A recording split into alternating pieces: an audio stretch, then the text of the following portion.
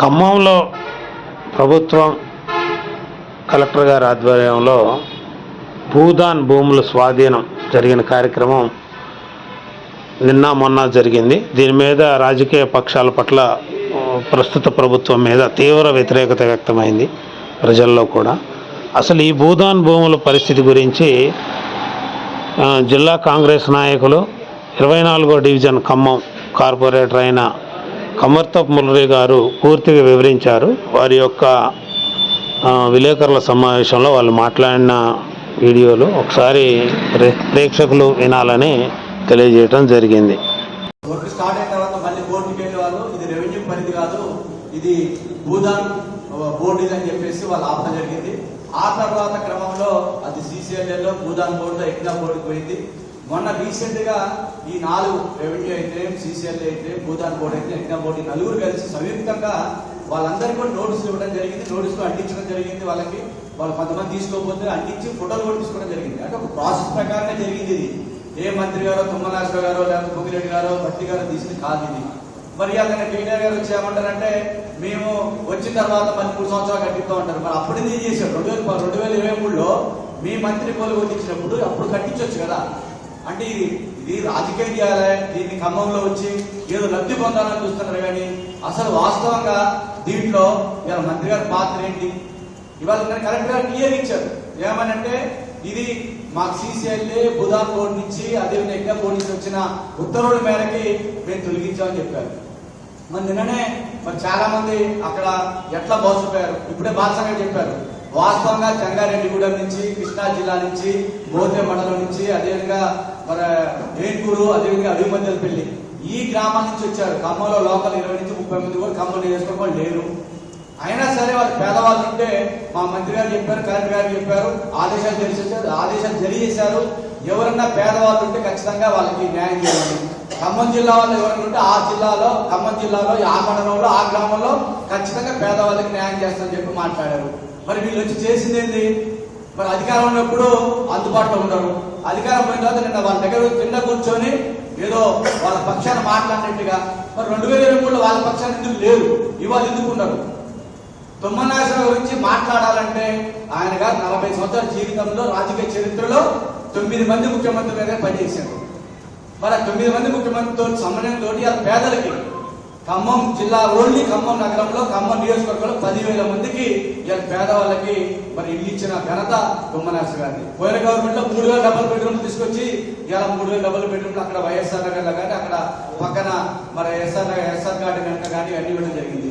మొన్న రీసెంట్ గా మరి ఏదైతే మరి గోలపాటు చాలా 600 మందికి ఇలా ఒక్కొక్క 1 లక్ష రూపాయలు వస్తున్న ల్యాండింగ్ కూడా జరిగింది. నిన్నగాక మొన్న ప్రకాష్ నగర్ లో ఇల్లు పోతే రోడ్డు వైండింగ్ లో ముందు పేదవాడికి ఇల్లు ఇచ్చిన తర్వాతనే రోడ్డు వైండింగ్ చేయమని చెప్పి వాళ్ళకి డబుల్ బెడ్రూమ్ జరిగింది.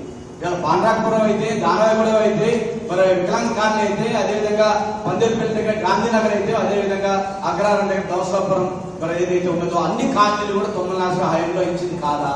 ఆయన గారు స్వయంగా మరి నిరాదీక్ష చేశారు పేదల పట్టాల కోసం. ఇవన్నీ కూడా ప్రూఫ్ ఉన్నాయి. మీరు వచ్చి వాళ్ళు ఏదో బురదల్లి తుమ్మనాశ్వర గారిని బదనాం చేయాలని చెప్పేసి కుట్ర పడితే అది ఎవరు ప్రజలు నమ్మరు. ఇలా పేదల పక్షపాతి తుమ్మనాశ్వర గారు. మరి ఇవాళ మీరు ఇలా మాట్లాడేందంటే మీ ప్రభుత్వంలో ఏం చేయలేక ఇప్పుడు ప్రభుత్వం సంబంధం లేని విషయాలు తీసుకొచ్చి 3 మంత్రుల్ని రేవంత్ రెడ్డి గారిని బదనాం చేయాలని చూస్తే ఎవరు నమ్మే పరిస్థితులు లేరు.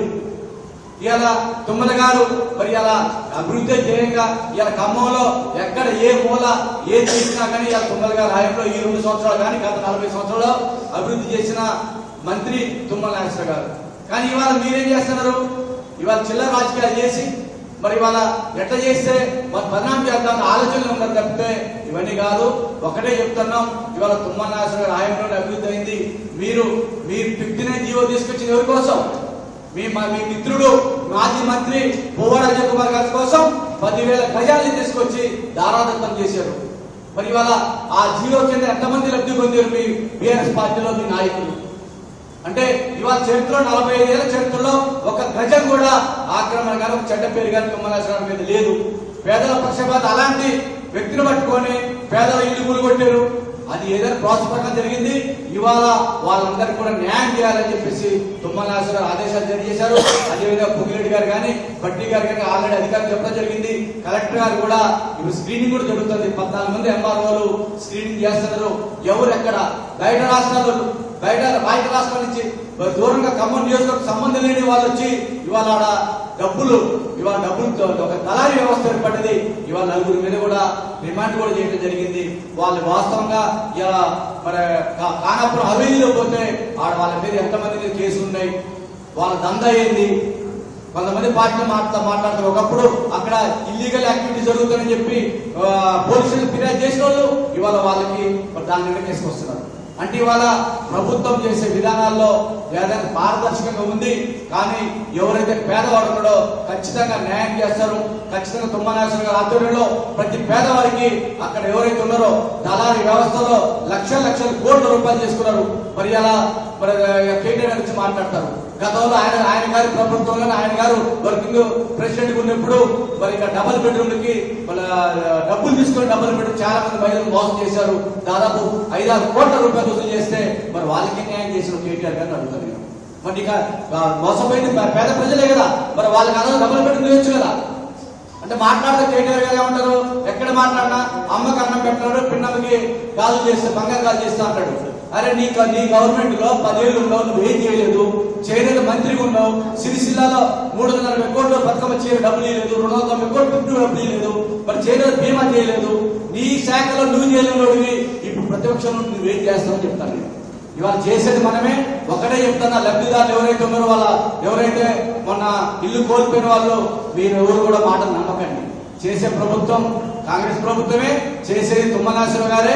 ఎందుకంటే మీరు బదనాం అయిపోయి వాళ్ళు రెచ్చిపోకండి, అనవసరంగా మీరు ఇబ్బందులు పడకండి. ఎవరు వచ్చినా వాళ్ళు ఏకంగా సొంతాలు వచ్చిపోతారు. వాళ్ళ లబ్ధి చేకూరే వరకు రాజకీయం చేస్తారు, తర్వాత మళ్ళీ కనపడరు.